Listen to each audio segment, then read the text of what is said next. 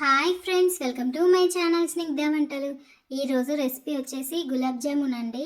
మా పాప బర్త్డే కోసం ఇలా ఇంట్లో గులాబ్ జామ్ ప్రిపేర్ చేశాను. ఏంటో అండి, ఎంతో కాన్ఫిడెన్స్గా ఈ గులాబ్ జామ్ చేశాను, కానీ ఇది కాస్త రసగుల్లా అయిపోయింది.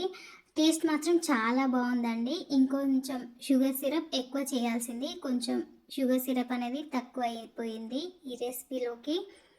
గులాబ్ జామున్ మాత్రం చాలా బాగుందండి. ఒకసారి అయితే ప్రాసెస్లోకి వెళ్ళిపోదాము.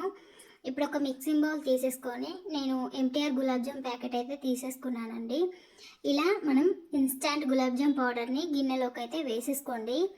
ఇలా గులాబ్ జామ్ పౌడర్ వేసేసుకున్న తర్వాత పాలతో అయితే మనం బాగా సాఫ్ట్గా అయితే కలిపేసుకోవాలండి. మీరు వాటర్తో కలిపేసుకున్నా పర్లేదు, నేనైతే పాలను వేసేసుకుంటున్నాను.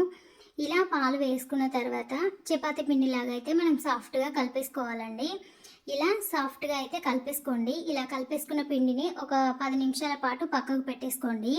10 నిమిషాల తర్వాత మీకు ఏ సైజులో గులాబ్ జామ్ కావాలో ఆ సైజులో అయితే బాల్స్ని అయితే చేసేసుకోండి. ఎప్పుడు గులాబ్ జామ్ చేసినా కూడా చాలా కాన్ఫిడెన్స్గా చేస్తానండి, కానీ ప్రతిసారి ఏదో ఒక మిస్టేక్ చేస్తాను. ఆయిల్ తక్కువగా వేయడం డీప్ ఫ్రై చేసేటప్పుడు, లేదంటే పాకం తక్కువ అవ్వడం, ఇలానే అయిపోతుంది.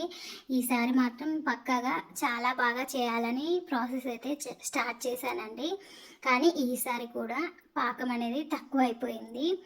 నేను 1 కప్పు వరకు అయితే పంచదార తీసుకున్నానండి. ఇలా పంచదార ఒక గిన్నెలోకి అయితే వేసేసుకోండి. ఇలా పంచదార వేసుకున్న తర్వాత ఇప్పుడు ఇందులోనే 1.5 కప్పు వరకు అయితే వాటర్ని వేసేసుకోవాలి. 2 కప్పుల పంచదార తీసేసుకొని 2 కప్పుల వరకు వాటర్ వేసుకుంటే కరెక్ట్గా సరిపోయేది. నేను 1 కప్పు వరకే పంచదార తీసుకున్నాను. ఇందులోనే ఇలాచీ కూడా వేసేసుకుంటున్నాను.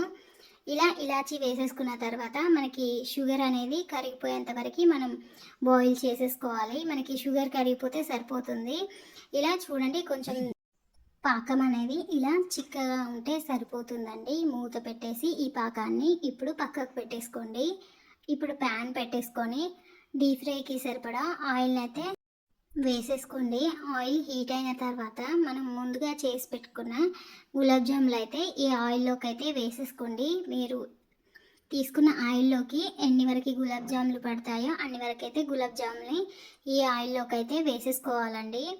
ఇలా అన్ని గులాబ్ జాములని ఆయిల్లోకి వేసేసుకోండి. ఇలా ఆయిల్లో వేసేసుకున్న తర్వాత మంటని లో టు మీడియం ఫ్లేమ్లో పెట్టి గులాబ్ జాములు మంచి గోల్డెన్ బ్రౌన్ కలర్ వచ్చేంత వరకు ఫ్రై చేసేసుకోవాలి.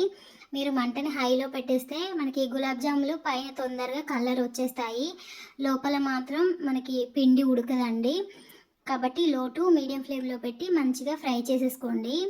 చూడండి, ఇలా మంచిగా ఫ్రై చేసేసుకున్న తర్వాత ఇలా ఫ్రై చేసుకున్న గులాబ్ జాములన్నిటిని పక్కకు తీసేసుకోండి.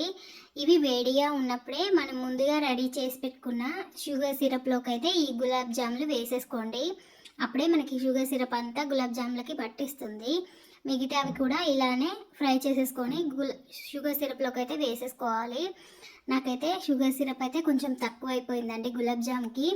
ఇదైతే మనం బయట షాప్లో కొనుక్కుంటాం కదా రసగుల్లా, ఆ టైప్లో వచ్చేసింది.